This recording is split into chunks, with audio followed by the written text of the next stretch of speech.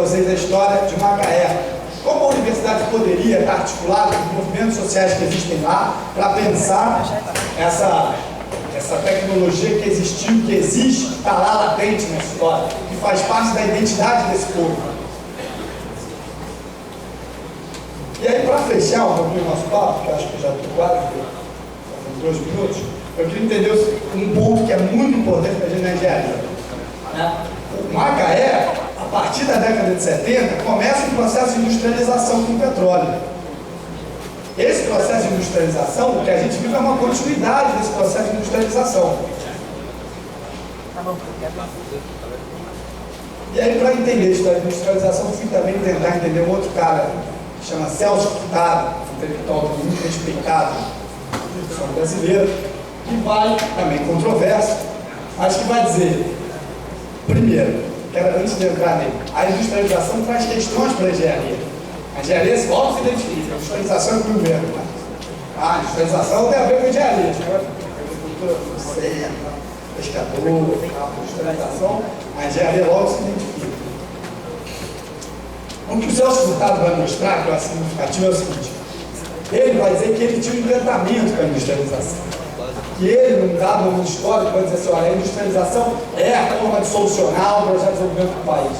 É ela que vai trazer atividades dinâmicas, é essa atividade de industrialização que vai permitir que a gente consolide o projeto de superação do subdesenvolvimento.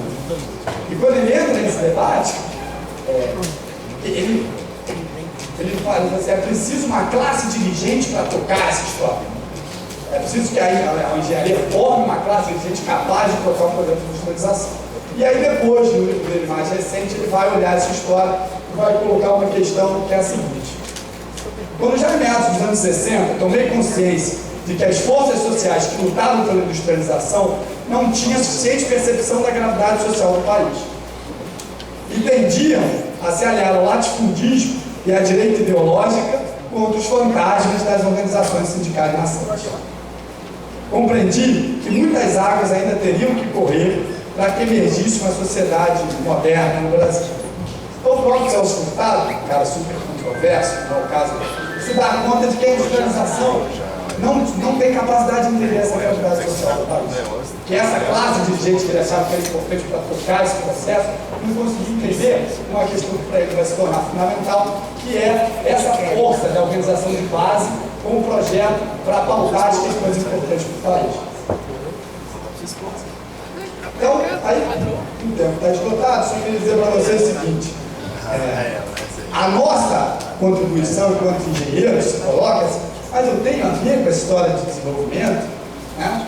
Engenharia é uma coisa, tem a ver com a história, né? Eu faço lá uma coisa técnica, não tem nada a ver com isso.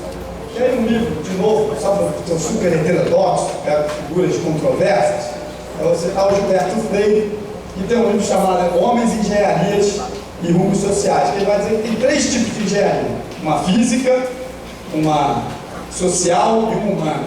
O que é interessante pensar nesse caso, ele fala assim: a engenharia sempre acha que a missão dela é fazer a ponte, é fazer o artefato técnico, tecnológico, que não tem questões políticas, sociais e humanas por trás dela. Ele vai dizer que o caso de Brasília, para ele, é um caso grave de como, mais uma vez, na hora de se projetar uma nova cidade, se ficou implicado com as questões físicas, com a beleza estética das coisas. E se a gente pensar que outra forma de pensar uma cidade, se outra forma de entender essa cidade, eu poderia projetar e entender na engenharia como essas 3 dimensões sociais e humanas. É um desafio para a gente que está colocado. Obrigado aí pela...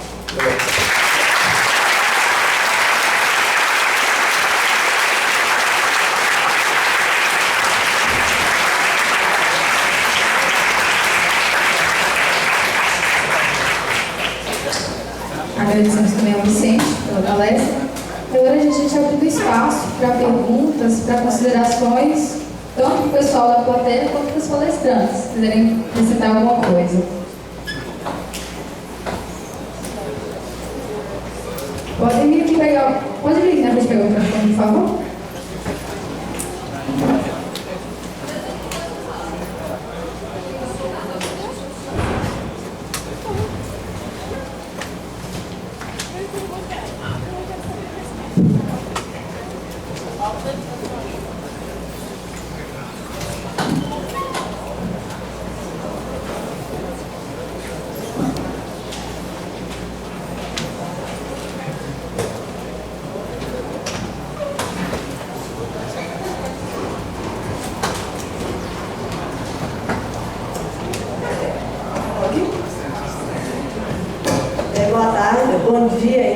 gente. Eu sou meu nome é Maria Luísa, eu sou estudante da Universidade Federal São João del Rei. Eu queria uma colocação, uma pergunta sobre o que o Vanessa colocou em relação. Aqui? Tá bom. Em relação ao que, por exemplo, no processo de expansão que vemos nas universidades federais hoje, na Universidade da UNE, se fica a cargo só da universidade, da comunidade, tornar essa posição da universidade, transformar e se voltar para esse aula social, entendeu? Colocar nessa questão social, se seria a cargo da universidade.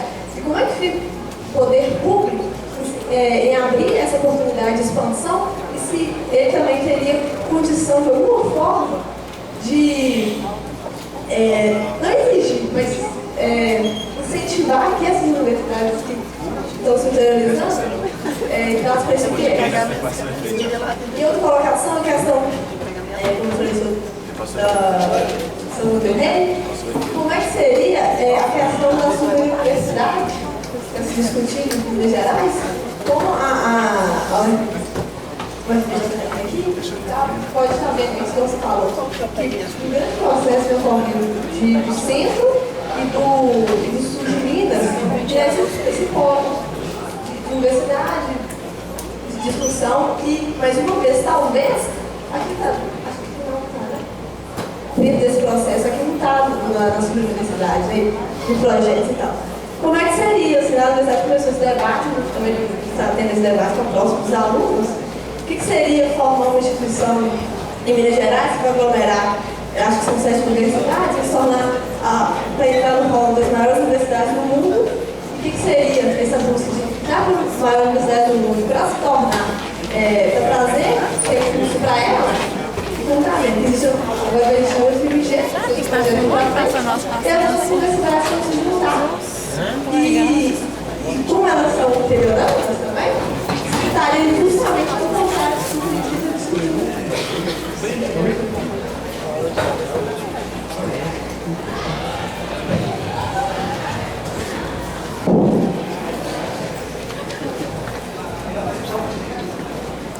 Não.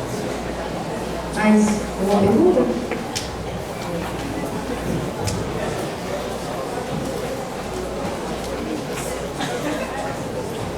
Bom dia a todas e todos.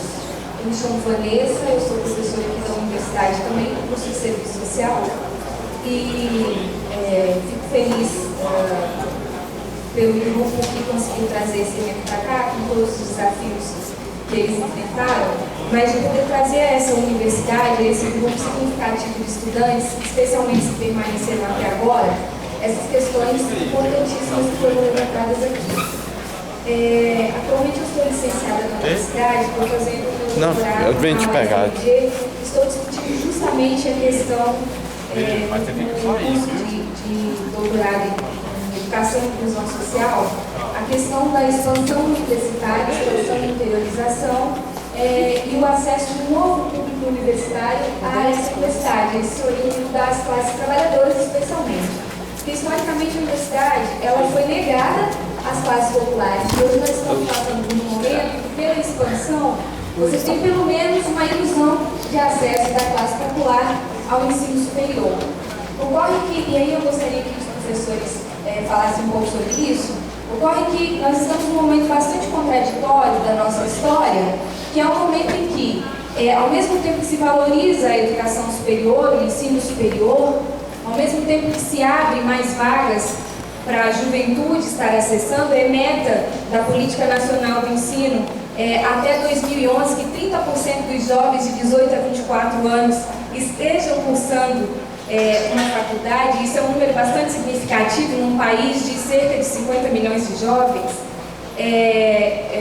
Nesse caso, eu gostaria que, se possível, os professores comentassem sobre esse momento que é contraditório, em que cada vez mais a qualificação ela é requerida, ao mesmo tempo que o mercado de trabalho ele não assume ou ele não não tem mais condições de assimilar essa força de trabalho que está sendo formada na universidade, que infelizmente vem sido reforçada pela ótica da técnica ao invés da ética, ao invés da política, ao invés da crítica. E aí me parece que é um desafio para nós professores, e eu sinto muito que boa parte dos professores desses meninos não estão aqui, e também em função das novas atribuições que nós temos recebido nesta universidade, nesse modelo de expansão, porque nós temos que fazer 1000 coisas em um tempo muito reduzido, e eu sei que eles foram convocados para uma outra reunião, ao invés de poderem estar aqui presenciando, debatendo e discutindo isso da maneira como foi pensado esse evento, para que todos pudessem participar, que vocês falassem um pouco sobre isso, essa contradição. Cada vez mais se acentua a discussão em cima da qualificação, e aí obviamente que vai recair sobre a responsabilidade do sujeito, porque ele tem que se qualificar, ele tem que ser o melhor, ele é o eleito, ele chegou aqui, ele faz parte de uma elite intelectual, esse discurso ele é presente na nossa universidade também, mas quando na verdade o mercado ele já não está mais aí para receber ninguém, e aí aquele que seria o papel, pelo menos naquilo que eu defendo, da universidade de fato, de refletir criticamente, me parece que o horizonte do evento é esse, refletir criticamente sobre a sociedade, que rumos, que projeto de sociedade é esse, ele vai ficando em um segundo plano, na forma como está pensada essa expansão da universidade. E chega a ser contraditório até porque é um momento que a gente pensa, nós deveríamos estar felizes porque cada vez mais pessoas têm acesso à universidade, a classe popular tem acesso à universidade. Entretanto, aí é que vem a questão em que nós não podemos nos esquecer, que universidade é essa? Para que queremos essa universidade? Qual o projeto que nós defendemos? Aos professores, não sei se ficou claro, mas exatamente essa questão da contradição.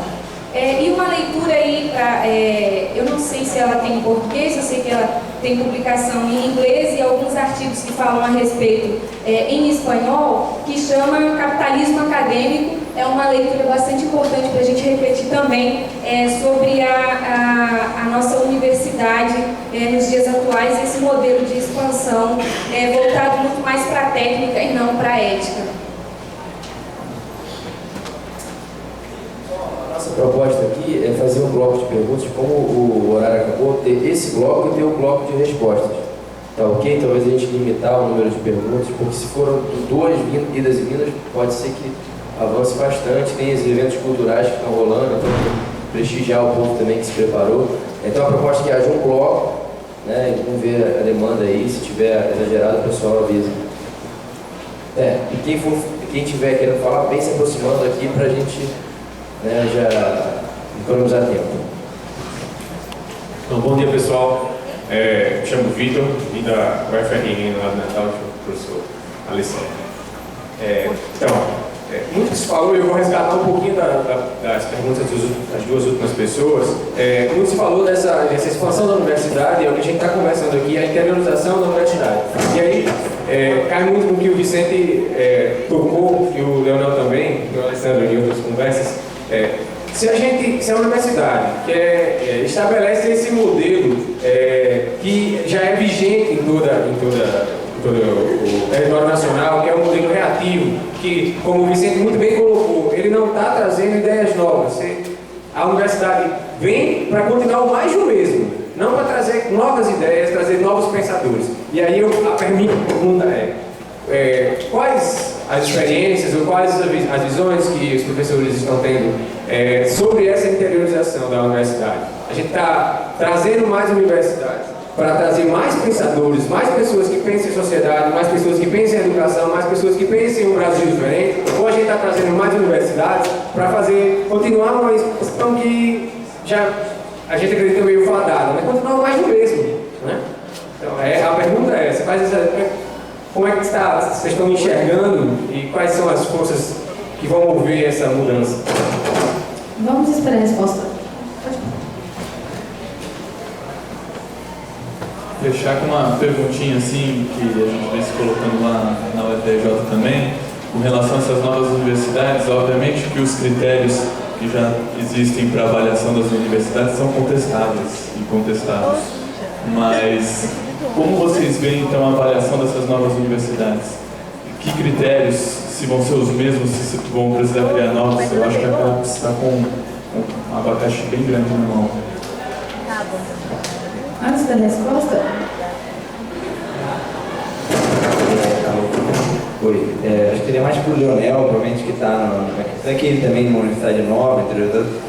A gente no Soltec, nós com esse contato que a gente está tendo com alguns professores e alunos de universidades novas, a gente sente alguma iniciativa de mudança interessante, né? Sabe, quer dizer, acho que tem todas as críticas aqui, mas a gente também sente alguma coisa diferente, porque o que a gente discute lá na FRJ, acho que as universidades mais antigas, uma coisa muito já cristalizada e dificultada, né? Por mais que se tente, a estrutura já se injetou muito. E o que a gente vê aqui, em contato com o Olavo aqui, né, que foi o professor que ajudou aqui, um dos professores que ajudou a orientação desse evento, é um pessoal novo, com uma cabeça diferente, que tenta fazer alguma coisa diferente. Porque as pessoas também são muito importantes, né? Quer dizer, além da estrutura, as pessoas que entram na universidade que vão mudar a universidade. Eu queria que vocês, quem está passando, eu acho que você também passa por universidade nova, né? Você pede Mato Grosso, como é que vocês veem esses novos universidades sendo criadas, esses novos quadros, com novos professores entrando? então, só um minutinho, agora eles vão fazer as respostas, depois fazem mais um bloco de perguntas, tá? Só fazer uma colocação aqui, achei interessante que o Vicente colocou, que às vezes a faculdade é o freio para o desenvolvimento, né? Esses dias a gente estava na aula, aí um professor chegou, falando até mesmo do Eike Batista, que ele enriqueceu legalmente, aí ele comentou, né, que ele não era um corrupto, que corrupteiros políticos. Ele passou para a gente uma ideia de que para a gente ficar rico, para a gente ficar conhecido, a gente tem que dar golpe mesmo. Então, assim, eu achei extremamente impressionante o professor chegar na sala de aula e passar um pensamento completamente antiético, né? Que o pensamento que a gente tem que dar golpe, que a gente tem que subornar mesmo para se dar bem. Então, eu acho que essa questão também, né, que o Cid colocou, que as faculdades, às vezes, o conhecimento que o professor passa barra o desenvolvimento de todos os alunos. Agora podem começar as respostas.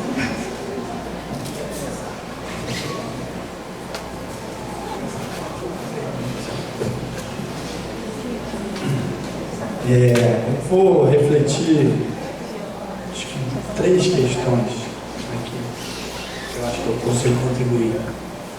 Primeira questão da técnica, ao invés da ética política, que é da professora Vanessa. É isso, professora? Essa questão, dessa contradição aí. Eu não sei te responder exatamente, falta folha de novo, mas o que eu queria polemizar assim. Essa técnica, ela não tem nada de ética política. Aí, que técnica é essa, né? O que é essa técnica?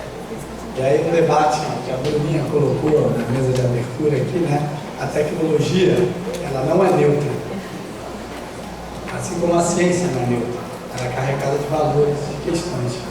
Então, acho que é o que me chama a atenção, onde eu consigo ir até aí.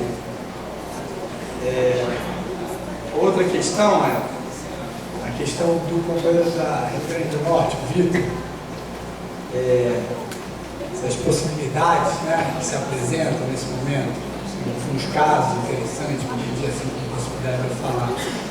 O que me chama a atenção numa frase do Alencar, um cara que está participando do projeto da UNB. E aí ele falou uma coisa assim no livro, lá, Universidade Necessária, ele fala assim, não é possível fazer nada que vale a pena sem errar. Não é possível.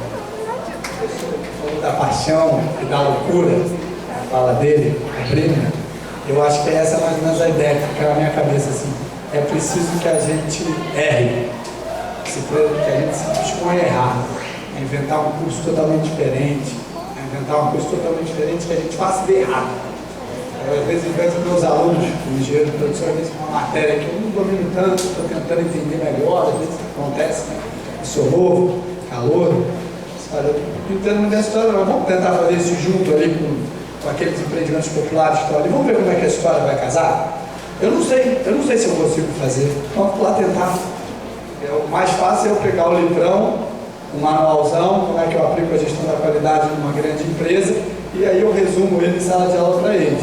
No fim da gente tentar vamos ver como é que é essa história, se isso tem a ver com algum empreendimento popular. Eu também não sei, isso acontece comigo no caso, por falta de experiência também. Mas vamos lá tentar e não errar. Eu acho que eles têm que tentar, e a gente tem que se escorar, chegar no final, pô, galera, eu estou falando que pode ser super irresponsável, né? Curso de má qualidade, eu não acho que tem má qualidade, acho que a gente tentar arriscar tem um aprendizado enorme. Acho que tem que tentar. Eu acho que são essas duas que eu me sinto mais à vontade de contribuir. Bom, eu vou tentar responder rapidinho. Nós temos algumas, eu convivo com uma série de experiências que são muito interessantes para a gente conversar um pouco sobre o que foi colocado aqui. Uma experiência, essa da Universidade Federal do Sergipe, que eu falei, do curso de engenheiro agrônomo, que foi barrado pelo Conselho Regional, né? Só para vocês entenderem como é interessante.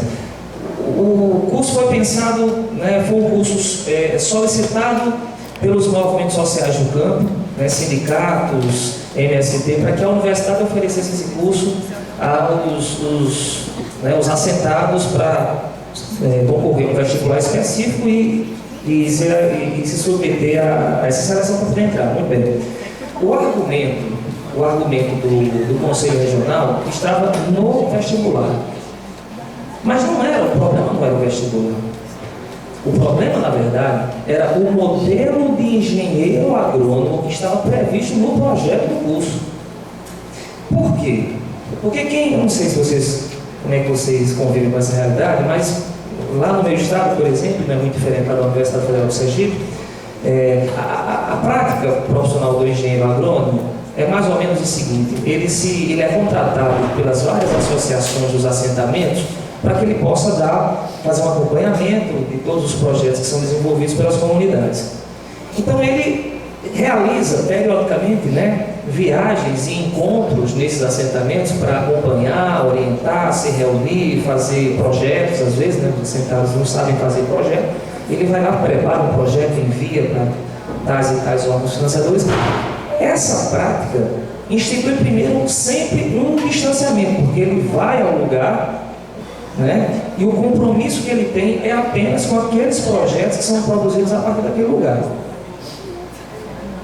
Então, na medida em que aquela comunidade ou aquela associação eventualmente não possa, digamos assim, pagar por aquele serviço, ou se de repente uma determinada política pública não estimule esse tipo de atividade, esse engenheiro, ele continua atuando nessa perspectiva, vamos dizer assim, liberal, né? É uma perspectiva profissional liberal, de ficar prestando serviços a quem lhe ofereceu o melhor, mais recursos.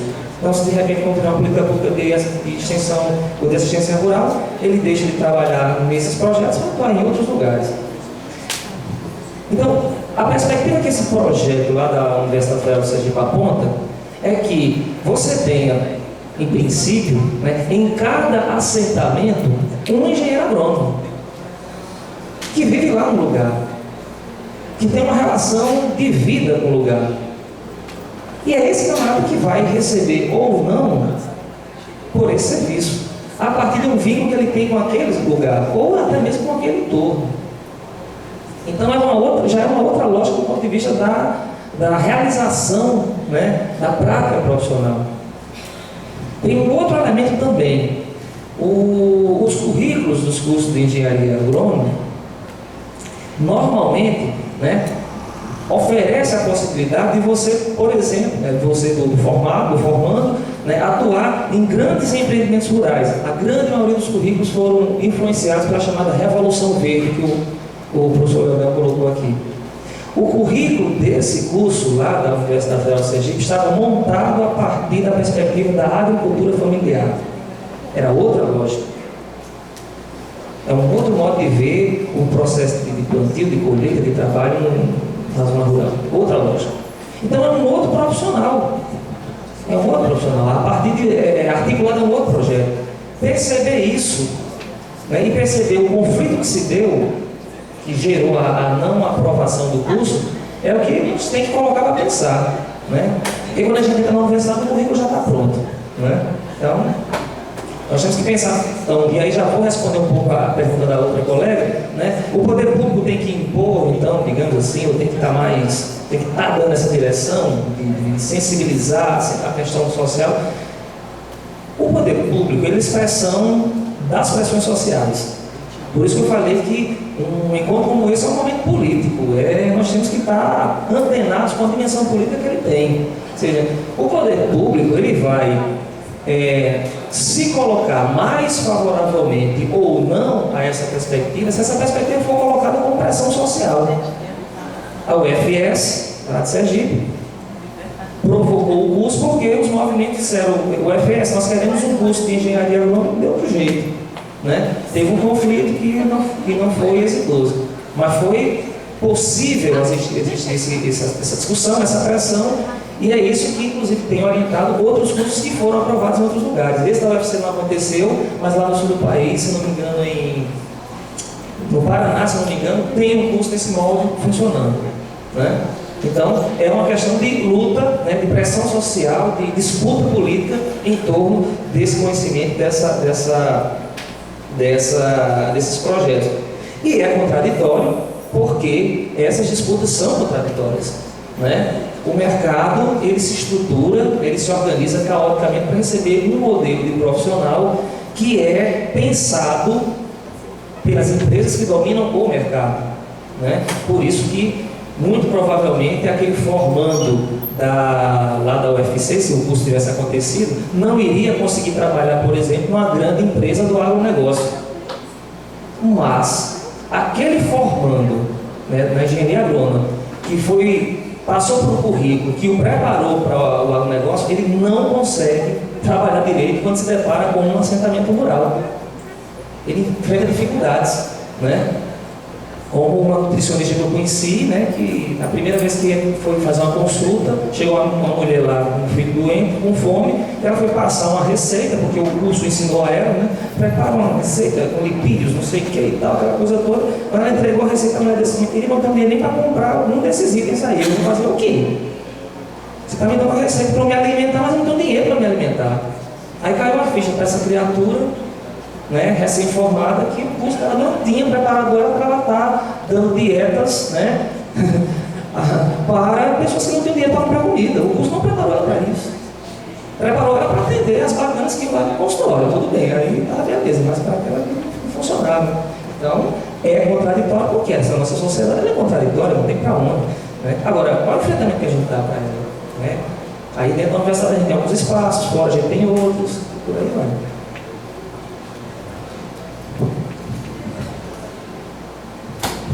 Bom, gente, rapidinho, porque sabe como é que é, né?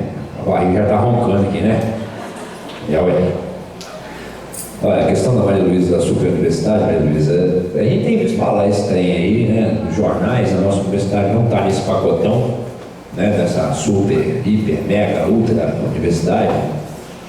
Essa conversa da super universidade aí é juntar uma universidade só. São João del Rei, Lavras, Viçosa, Juiz de Fora, o FMG, salvo engano, o FOF. Aí fica aquela pergunta, né? Para que isso tem? Para racionalizar o sistema da universidade? Para quê? Para ser mais didático ou para... Particularmente não tem muita informação a esse respeito, não. Eu vi uma passagem, então, aquele negócio, né? Quem enfia a mão em macaco velho, enfia a mão em cubuca. Não vou ficar falando trem que eu não tenho informação. Mas é uma coisa a gente se pensar. Né? A questão do acesso à universidade das classes populares. Ô bicho, é o seguinte, velho. Eu acho que isso aqui tem que ser completado de gente. Nós temos que botar gente para dentro da universidade, meu. Porque senão nós acabamos ficando no discurso elitista. Quer dizer, para ter qualidade tem que ter menos gente. Se tem muita gente, não tem qualidade. E aí? Nós estamos dando voto do vapo? Né? Nós temos que abrir a universidade, meu. As pessoas têm que ter acesso aqui dentro. Porque quando as pessoas estão aqui dentro, meu... As pessoas estão aqui dentro, né, pessoal? É assim que se faz, é assim que constrói. Não tem nada pronto, não. Nós temos que construir o nosso referencial, velho. Só que qual é o problema hoje, eu acho? Eu vou fazer uma fala aqui, talvez, não sei se eu vou falar besteira, com certeza eu vou falar. Sabe o que eu acho? É o seguinte, eu acho que os professores hoje, nesse espaço de educação especial, nós não estamos preparados para a gente encarar essa realidade, meu. Nós não estamos. Eu formei em 2004, numa época do governo Fernando Henrique Cardoso, que falar de extensão era uma coisa jogar pedra na cruz. Que falar de MST, de agricultura familiar, né, Vicente? De quilombola, de indígena, era, nossa senhora. Eu lembro que eu ia para aqueles debates lá em Juiz de Fora, falava isso, o professor falou assim, meu filho, nós temos que acabar com esse negócio de mundo rural. Isso aí, negócio é modernidade, negócio é o espírito republicano, é o moderno. Essa que é a ideia. Né? Aí os marxistas lá de Mecoé falaram, não, porque Marx falava dos camponeses lá, os conservadores da parada, né, e tal. Ou seja, aí hoje o que acontece? Nós tivemos uma geração de professores formados na década de 90, na década de 80, que não tivemos acesso à extensão, tivemos um pouquinho de acesso com a pesquisa, na sua grande maioria estavam nos seus laboratórios. Agora nós estamos aqui numa universidade comercial nossa que nós não sabemos fazer. Uma vez eu vi um exemplo, tendo uma colega lá no UFRJ falando, a pró-reitora de extensão lá, falando que eu achei muito interessante ela falar dela, que ela pega um menino, ela fala, eu pego um menino hoje, doutor, 30 anos, e esse cara me fala que ele não vai para Macaé, porque se não tiver uma estrutura de computador, uma internet para ele trabalhar, que não sei o quê. Aí ela falou assim, engraçado, e quando não tinha computador, não tinha internet, não tinha universidade? E não tinha carro, não tinha telefone, não tinha universidade? Né? Eu acho que nós, a nossa geração, a minha geração, falando por mim, nós não estamos preparados para encarar essa situação, porque nós não fomos formados para encarar isso. Nós somos formados para ficar dentro de sala de aula, para reproduzir. Nós estamos aqui numa conjuntura completamente desconectada, nossa formação completamente desconectada da formação atual. Completamente. Nós somos mais conservadores que a turma dos 50, mais conservador que a turma dos 60. Eu estou vendo aquele colega lá na porta, lá, se você me dá licença para citar o senhor, ou você, eu tenho certeza que a sua geração foi muito mais progressista que a minha. A nossa geração é careta, é conservadora. Sabe? Nós somos careta, nós somos conservadores. Porque se eu não tiver isso, se eu não tiver aquilo, eu não vou. Nós estamos aqui no desafio de interiorização, organização. A coisa mais difícil do mundo, pega no número de projetos de pesquisa de extensão da UFRJ para o mucuri profundo, para o setupinha da vida, para o catugi da vida, para a almenara da vida. Quantos professores dessa universidade saíram daqui para ir lá na ponta do Jequitinhonha? Nós não vamos. Porque às vezes é mais cômodo eu ficar aqui refletindo do que eu ir para o mato. Porque não é porque às vezes eu não tenho como mandar, às vezes nós não sabemos como fazer. Nós não temos a ferramenta do diálogo. Porque nós somos formados para lidar no espaço urbano. E quando nós estamos no espaço rural, nós encarramos a nossa garrucha. E ficamos nessa redoma de discurso. Eu acho que nós temos que botar gente aqui para dentro, que é com gente que se constrói. Nós temos que universalizar a universidade. Opa, abaixou o som aí, está muito alto, né? Nós temos que universalizar a universidade. E isso permanece a estrutura universalizada. Quer dizer, nós estamos universalizados, nós estamos engessados. Nós estamos engessados, meu Deus, eu não sei. Não minha. Mas pelo que nós estamos vendo aqui, nós temos muito que avançar. Nós temos que formar gente para ficar aqui, mas também com a possibilidade de ir para fora. Mas a oportunidade para nós, estudantes, para nós, pessoas, está aqui no mundo profundo. Está aqui a oportunidade dos nossos estudantes. É lógico que nós não temos que ficar presos no localismo, no local, não é isso. Não é isso. A questão é que a universal sempre sobrepõe o local, nunca tem espaço para se discutir o local. A gente nunca tem condição de discutir o local, nós temos que virar. E aí, como é que faz para ver o aquilo? Eu acho que são os desafios, é na confusão que se acha o caminho. Quem não entra na chuva nunca vai molhar. Então nós temos que cair na chuva, que nós não estiver na chuva, você bota a mãozinha por cima, você vai machucar, você vai tampar pelo menos o tampo da careca. Porque senão o trem não vai para frente. Então eu acho que a universidade é povo, a universidade é gente, é entupir isso aqui de gente de todas as classes sociais. Nós temos que botar gente que nós, professores, nós temos que dar conta do recado, nós temos que juntar, nós temos que trazer os meninos para o debate. E o estudante tem que ser autônomo para pensar. A universidade não é construída apenas por professor e essa relação simplória. O estudante tem que ser autônomo, porque senão nós não construímos a universidade.